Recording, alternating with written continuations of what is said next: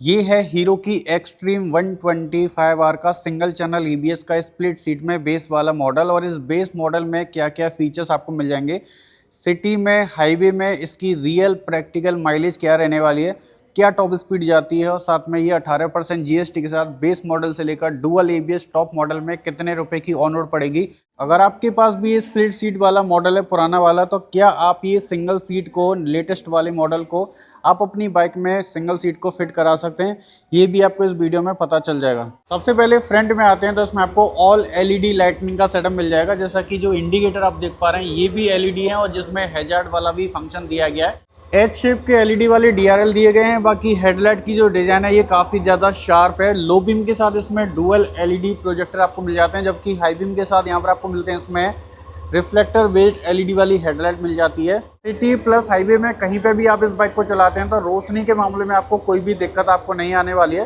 तो इसकी जो हेडलाइट की रोशनी है वो SP125 से तो लाख गुना बेहतर है। फ्रंट में 37 mm की कन्वेंशनल टेलीस्कोपिक फॉर्क है। फ्रंट वाला जो फेंडर है ये भी डुअल टोन कलर में। अब ये 276 mm की डिस्क ब्रेक के साथ आती है। फ्रंट में यहाँ पर single channel ABS braking system मिल जाएगा, लेकिन इसमें जो डुअल एबीएस वाला मॉडल है वो भी इस बाइक में यहाँ पर आ चुका है। फ्रंट वाला जो टायर है वो यहाँ पर रहने वाला है 90-90-17 का 5 स्पोक एलॉय के साथ। और इस बाइक की जो ग्राउंड क्लियरेंस है वो यहाँ पर 180 mm की रहने वाली है। इसमें भाई रेडर की तरह ये चीज़ नहीं है कि इसमें किक नहीं मिलेगी। अगर इसकी बैटरी डाउन भी हो जाती है तो आप इस बाइक को किक से भी स्टार्ट कर सकते हैं। और यहाँ पर इसका कैटेलिटिक कन्वर्टर पूरा रहने वाला है, जिसके ऊपर में यहाँ पर मफलर गार्ड है, यहाँ पर ऑयल फिल्टर की असेंबली है, यहाँ से आप इसके ऑयल की क्वालिटी को चेक कर सकते हैं।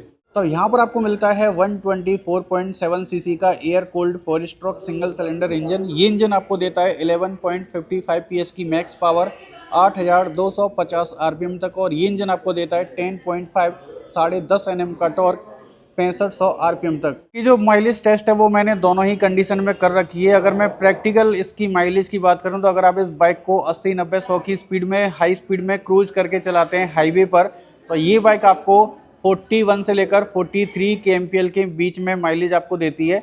कम स्पीड में 50 से 60 की स्पीड में हाईवे पर लगातार चलाते हैं तो ये आपको आराम से 60 से 65 का भी माइलेज आपको दे देती है। लेकिन अगर आप इस बाइक को सिटी कंडीशन में चलाते हैं ट्रैफिक के साथ, तो इसकी जो माइलेज है वो लगभग आपको 50 किलोमीटर की आराम से मिल जाती है, 45 से 50 के बीच में दे ही देती है। 136 kg इसका कर्व वेट है, जो कि बहुत ज़्यादा भारी भी नहीं है ना बहुत ज़्यादा हल्की है। E20 फ्यूल को सपोर्ट करती है। एक्सट्रीम का 3D में एम्ब्लेम है। डुअल टोन कलर आपको मिल जाता है। 125R के ग्राफिक्स मिल जाते हैं। बाकी ये सब कुछ आपको फाइबर में ही मिलेगा और इसमें 10 लीटर आराम से पेट्रोल आ जाएगा। अपराइट यहाँ पर हैंडल बार मिल जाएगी। नीचे में यहाँ पर USB चार्जिंग का पोर्ट रहने वाला है। अभी बेस वाला वेरिएंट है तो इसमें आपको डिजिटल LCD वाली डिस्प्ले मिल जाती है। जैसा कि ऊपर में RPM मीटर है, गियर इंडिकेटर है, स्पीडोमीटर मिल जाता है, फ्यूल गेज है, घड़ी है, ओडोमीटर की जानकारी, यहाँ पर मोड और सिलेक्ट की बटन मिल जाती है। जैसा कि यहाँ पर ट्रिप ए है, ट्रिप बी की जानकारी है, रियल टाइम माइलेज इंडिकेटर मिल जाएगा। इसके अलावा इसमें Bluetooth connectivity, SMS alert, call alert, miss call alert और आप अपने फ़ोन की बैटरी का लेवल भी चेक कर सकते हैं। यहाँ पर आपको मिलता है इंजन किल सेल्फ स्टार्ट। बाइक की जो साइड वाले मिरर हैं ये भी काफ़ी चौड़े हैं लेकिन थोड़े से पतले हैं। क्लच का लीवर भी इसका काफ़ी लाइट है। यहाँ पर पासिंग, अपर डिपर, इंडिकेटर और हॉर्न, जो इसके बार एंड हैं ये आपको मेटल के मिलते हैं। SP125 की तरह आपको इसमें फाइबर के नहीं मिलेंगे। अब यहाँ पर जो इसकी स्प्लिट वाली सीट लगी हुई है तो इसमें आपको 2 पोजीशन के साथ स्प्लिट वाली सीट मिल जाती है, जो कि फैमिली में ये सीट आपको उतना कंफर्ट आपको नहीं देगी। लेकिन अगर आपको इस बाइक में सिंगल सीट चाहिए तो ये सिंगल सीट वाली भी एक्सट्रीम यहाँ पर आपको मिल जाती है। अब ये जो सिंगल सीट है ये पीछे से उतनी ज़्यादा ऊँची नहीं है जितना कि स्प्लिट्स वाली सीट मिलती है। तो ये जो सिंगल सीट है ये फैमिली में ज़्यादा कम्फर्ट आपको देने वाली है। पीछे में किसी भी लेडी प्लेन को बैठाते हैं तो वो वहाँ पर आराम से बैठ सकती है। बहुत लोगों के मन में डाउट होता है कि क्या भाई हम पुरानी वाली ये जो एक्सट्रीम आती थी इस तरह की, तो इस वाली सीट को हटाकर क्या हम ये जो नई एक्सट्रीम में ये जो सिंगल सीट आती है इसको निकाल के हम इस वाले मॉडल में लगा सकते हैं या नहीं। देखो नॉर्मली तो नहीं आने वाली, आपको थोड़ा सा जुगाड़बाजी यहाँ पर करनी पड़ेगी। तो मैं दोनों बाइक की यहाँ पर जो सीट है वो इनको निकाल कर दिखा देता हूँ। अब ये जो स्प्लिट वाली सीट है ये तो मैंने यहाँ पर पूरी निकाल दी है। सबसे पहला तो यहाँ पर देखो ये जो सीट है ना, ये राइडर वाली जो सीट है ये यहाँ पर 2 नट के द्वारा पूरी ये होल्ड हो रखी है। यहाँ पर पूरा इसका लॉक सिस्टम है और यहाँ पर इसमें लॉक दे रखे हैं। अब इस सिंगल सीट को खोल के देख लेते हैं तो आपको दिखा देता हूँ यहाँ पर। तो ये है भाई इसकी एक्सट्रीम की नए वाले मॉडल की सिंगल सीट। अब देखो ये है स्प्लिट सीट वाला हाफ वाला पोर्शन जिस पर प्लेन बैठता है, और ये है एक्सट्रीम की सिंगल वाली सीट। तो इसका पोर्शन अगर आप देखोगे, इसमें जो यहाँ पर दोनों लॉक दिए गए हैं सेम इसी कंडीशन में आपको यहाँ पर मिल जाते हैं सिंगल सीट में, ठीक है। तो इसमें ज़्यादा कोई मतलब कि डिस्टेंस का यहाँ पर थोड़ा बहुत ही अंतर आपको बिल्कुल भी देखने को नहीं मिलेगा।